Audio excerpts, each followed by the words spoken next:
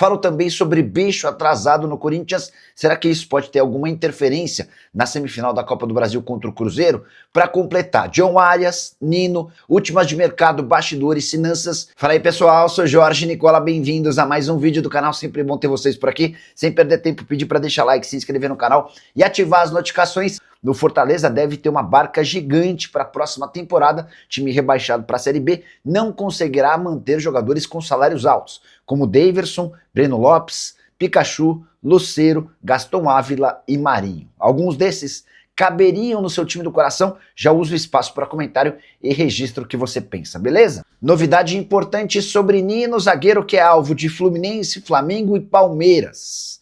Nino está de férias no Brasil depois do recesso do campeonato russo, que para nessa época do ano por causa do inverno rigoroso. Pois bem, a informação do jornal o Globo dá conta de que o Nino já está apalavrado com o Fluminense. Resta que os clubes se acertem, o Zenit e o Fluminense. A ideia do Zenit é vendê-lo por 8 milhões de euros, com a lembrança de que ele havia sido comprado do próprio Fluminense por 5 milhões de euros. O Nino pediu para ser negociado pelo Zenit e alegou que a questão do seu filho, que tem autismo, essa questão é muito complicada em São Petersburgo. A percepção do zagueiro é de que não há escolas que têm a capacidade de assisti-lo como deveria. Diante desse cenário, o Nino pediu para ser negociado. A prioridade seria jogar no futebol europeu, mas diante da falta de propostas para o Nino, ele está avaliando a volta ao Brasil. Tem essa negociação mais avançada com o Fluminense em relação a Flamengo e Palmeiras. Ambos têm como prioridade Vitão, o zagueiro que pertence ao Internacional, mas eu não descartaria que Flamengo e Palmeiras tentassem um chapéu no Fluminense para fechar com o defensor.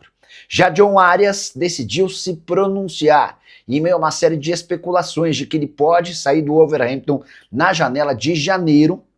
O time dele é o lanterna da Premier League. O Arias disse o seguinte, abre aspas: acho que essa especulação é normal. No futebol sempre existem rumores, ainda mais por tudo que conquistei no Brasil. É natural que me vinculem a um ou outro clube, faz parte do processo.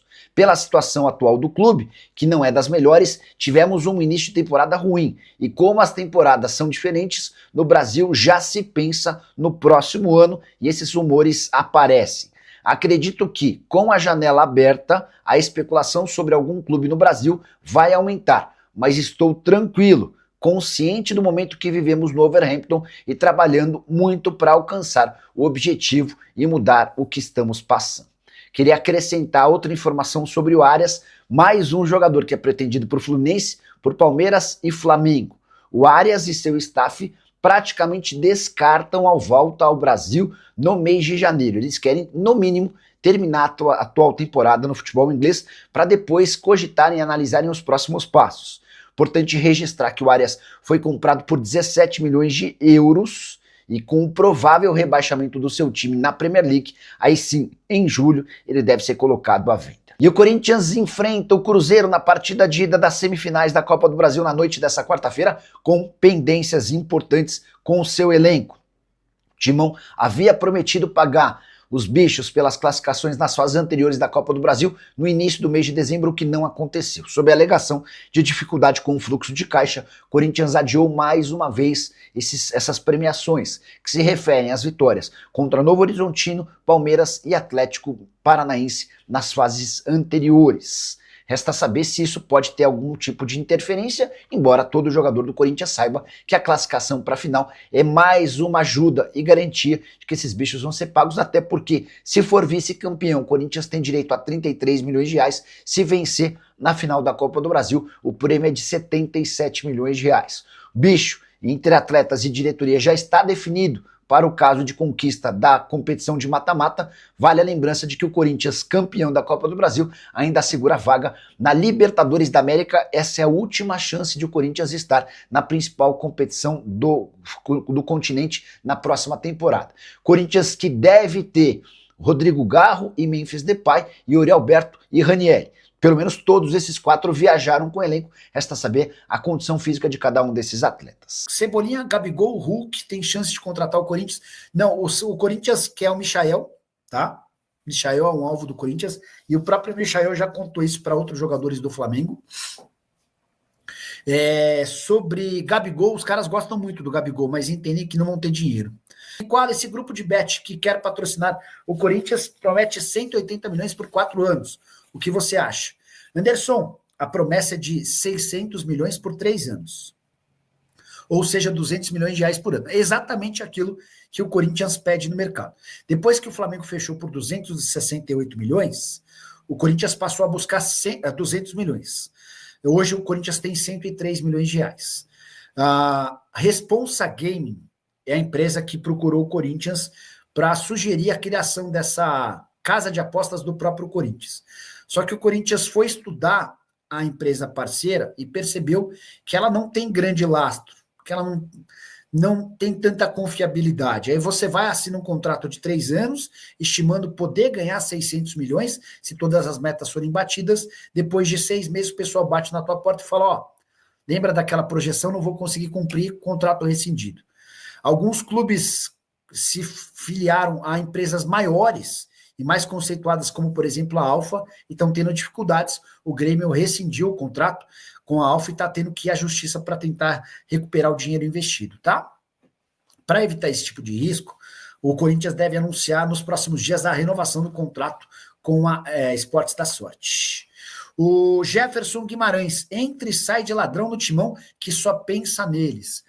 O ladrão fica um pouco forte para eu falar, mas que a maioria dos dirigentes que passam pelo Corinthians pensam primeiro em si, para depois pensarem no clube. Acho que você está coberto de razão, tá bom?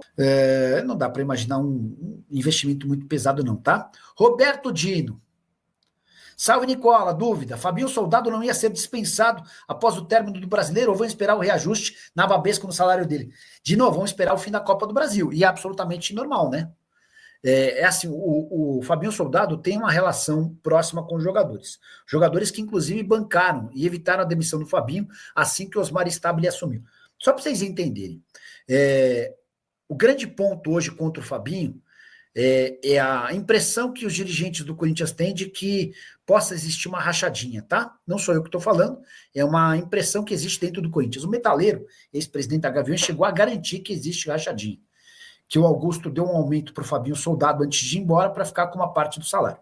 É óbvio que o Fabinho não vai confirmar isso, vai negar até a morte, e ninguém tem como provar. Mas o Fabinho, que ganhava 35 mil reais por mês no Flamengo, foi para o Corinthians para ganhar 250 mil. E 2 meses antes de o Augusto ir embora, o Augusto reajustou o salário do Fabinho de 250 mil para 370 mil. E com mais um detalhe, ele ficando para janeiro de 26, ele passa a ganhar 430 mil. Então o Fabinho Soldado, se permanecer no Corinthians, vai passar a ser um dos executivos mais bem pagos do país, mesmo com experiência muito pequena como executivo de futebol. Ele está tendo a sua primeira experiência. Por que o Corinthians ainda não o dispensou? Primeiro, porque os jogadores pediram que ele ficasse até o fim da temporada. Depois, porque o Corinthians vai esperar com o fim da Copa do Brasil. Não vai colocar em risco o título da Copa do Brasil, porque você demitiu o executivo que os jogadores gostam, né? Família, ficamos aqui com aquele giro de notícias importantes e atualizados do Corinthians nesta quarta-feira, dia de decisão. Daqui a pouco, logo mais, tem jogo pela Copa do Brasil, a semifinal, a abertura da semifinal entre Cruzeiro e Corinthians, primeiro jogo no Mineirão. O Cruzeiro vai receber o Corinthians lá no estado do Mineirão. Um jogo aí válido pela semifinal. Corinthians deve mais do que nunca sair de lá com uma vantagem, seja empate ou vitória. Independente do resultado, o Corinthians não pode perder lá de forma alguma. E o Corinthians já tem que trazer esse resultado para dentro de casa na Neoquímica Arena na próxima semana para poder chegar até a final, para enfrentar o Vasco ou Fluminense pela final da Copa do Brasil. Deixa aí abaixo aí o comentário de quanto que você acha que vai ser o jogo de hoje. Para mim, 2-2 será o jogo desta semifinal. Não esqueça de se inscrever no canal e ative o sino das notificações para você sempre receber notificações do Coringão. Valeu? E a gente encerra esse vídeo por aqui. Um grande abraço para você e até o próximo vídeo. Fui!